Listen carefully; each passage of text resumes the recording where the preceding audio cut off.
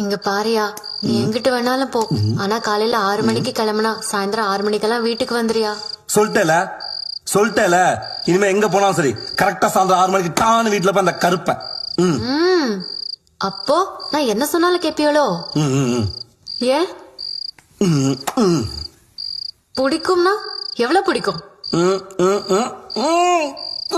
நிறையவா? ஏயா, கல்யாணம் ஆகி 2 நாள் தான் ஆகுது, அதுக்குள்ள என்னையா நிறைய பிடிக்கும்?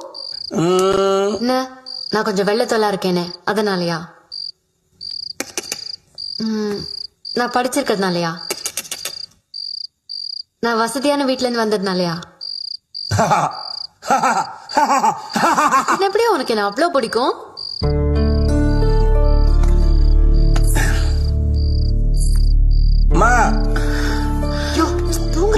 நேரத்துக்கு எப்போ என் பொண்டாட்டி புடிச்சிருக்கா?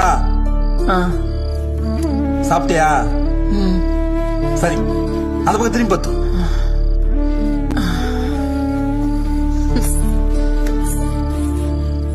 மிஸ்டர் அன்பு,